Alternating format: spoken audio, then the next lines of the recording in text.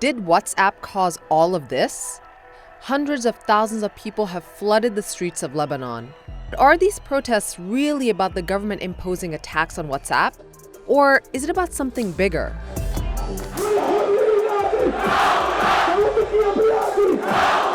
One man who's been on the receiving end of these mass protests is Saad al-Hariri. He was prime minister until the recent unrest forced him to step down. But these protests go beyond Hariri, his government, and yes, the WhatsApp tax. Lebanon's current rebellion is actually against a corrupt sectarian political system. And despite what you may think, that sectarianism is not indigenous. From the moment it was established as a state, the country has witnessed brutal civil wars, invasions, and turmoil. And the country's fate has often been decided by foreign powers. We're going to look at how a legacy of foreign intervention and internal corruption has forced a new generation onto the streets to demand control of their destiny.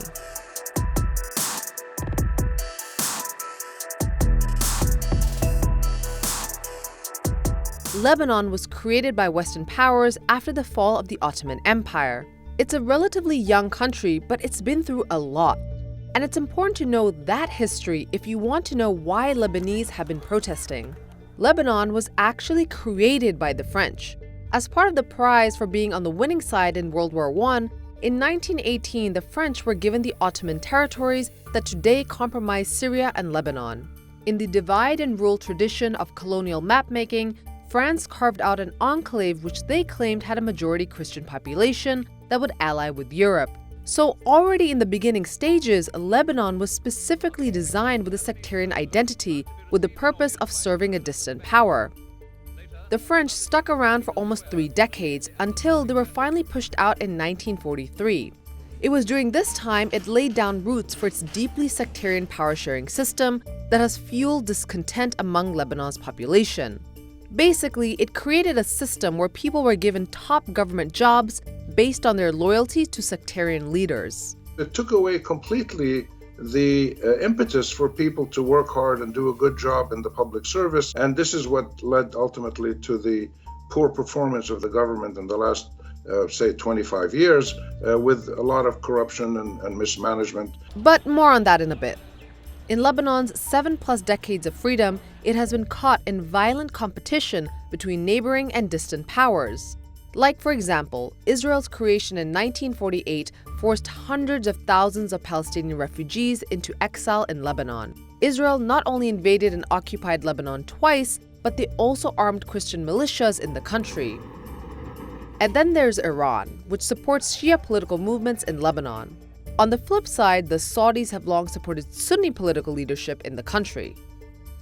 Lebanon's politics doesn't work the way it does without foreign patronage and without foreign funding and interference, right? We might be the only country that has allies in both Saudi and Iran, right? In the US and Europe, and countries that perform sort of proxy wars in the Middle East. This is why it makes it very difficult to kind of like break down the system and say, okay, unlike in other places where you have a dictator, if one person leaves, right, you can do a coup and remove them. But here we're talking about a very entrenched foreign policy and local economic policy that keeps these same men in power, right?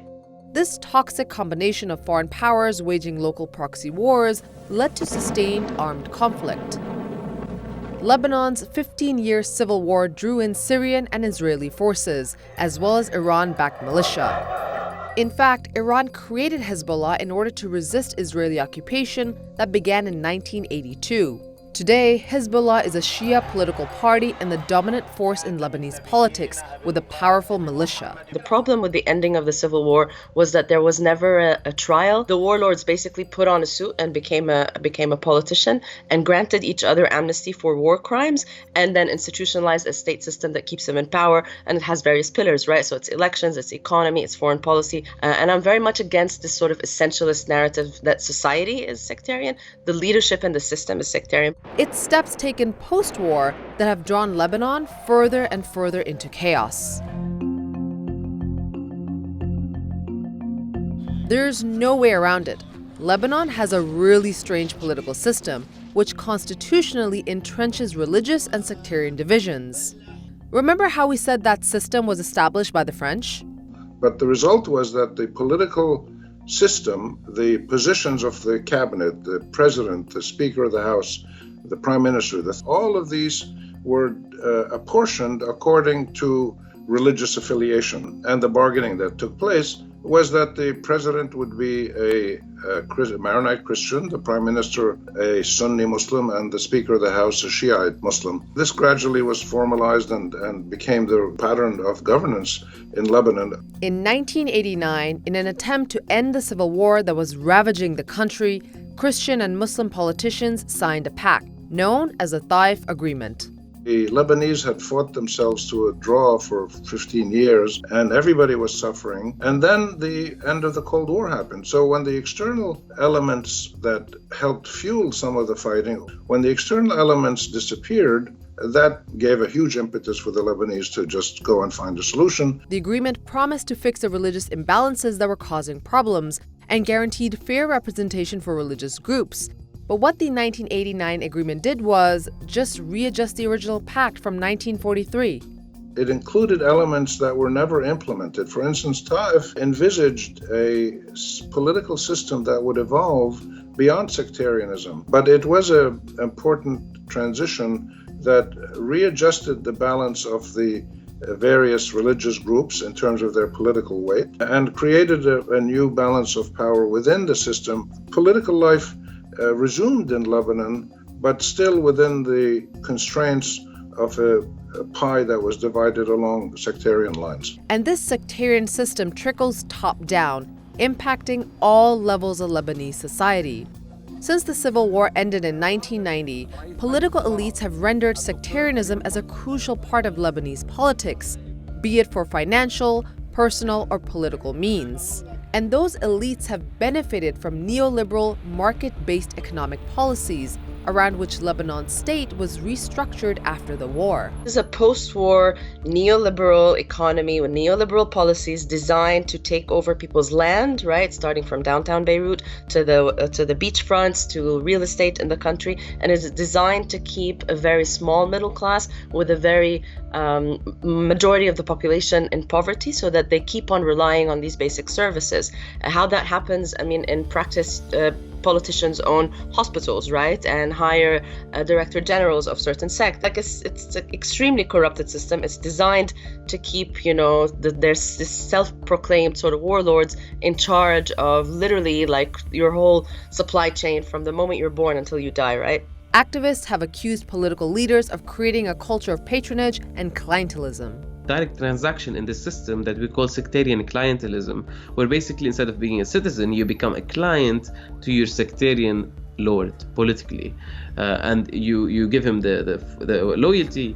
He gives you the jobs, or even sometimes not to you, sometimes to your village or to your area. They channel funds from the infrastructure projects of the central government into this area, and people are afraid that if they don't vote or don't support these political leaders, that this money stops coming in, or that village becomes ignored by this leader. Basically, the system that was meant to guarantee representation and maintain peace between communities in Lebanon has instead enabled widespread corruption and inequality.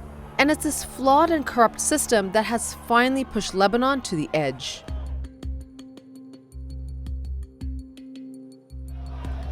Lebanon's troubles have been simmering for a while. And if you look at the state of the country, it's not surprising why. The single most dramatic thing that's happened in Lebanon in recent years that underpins a lot of the fragility in the country has been the mounting economic stress. Lebanon has one of the highest debt levels in the world and severe economic inequality. Lebanon's population is almost 7 million, and yet the richest 3,000 people in the country earn 10% of the total national income. And that is what the bottom 50% of the population earns. An influx of Syrian refugees hasn't helped an already strained public infrastructure either. Things don't need to be this bad. And of course, the poor have been on the, of course, receiving end of those policies. We've seen sort of the last 3 years in particular, because of this narrative, like blaming of refugees, right? Blaming of the regional situation. Yes, of course, a massive increase in demographics does put a strain, but these problems were there way before. We don't have electricity, for God's sake. Like for 30 years, we don't have electricity. In July 2019, the government included austerity measures in its budget. These included cuts to public sector salaries and pensions, as well as an increase in taxes on imported goods. A few months later in October, the government announced plans to impose new taxes, including on WhatsApp calls.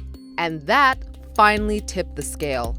But even if it's being called a WhatsApp revolution by some, it doesn't mean we should call it that.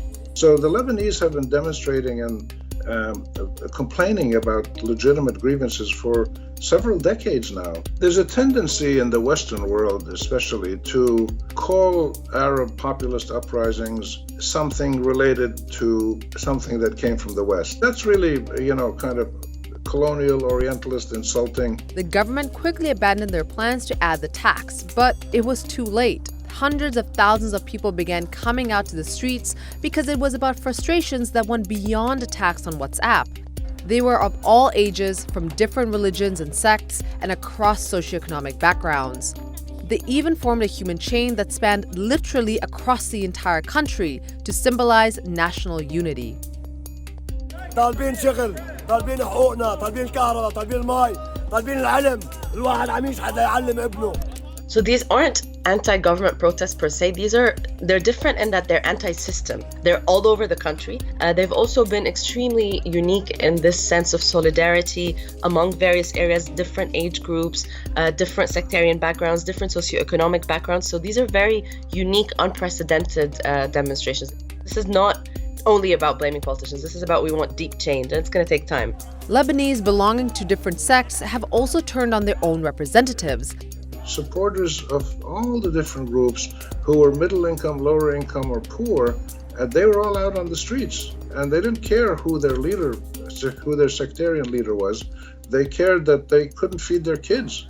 There was no jobs for their kids. They weren't getting electricity. They couldn't afford to buy a generator and buy clean water and buy everything that should have been provided by the government at reasonable prices. So this is the difference really now, that this populist outrage at the system finally erupted, and it erupted against all the sectarian leaderships because all the people suffered. It's not that one group suffered more than another. With Lebanon on the verge of a financial collapse and deteriorating trust between the public and the political establishment, what's next?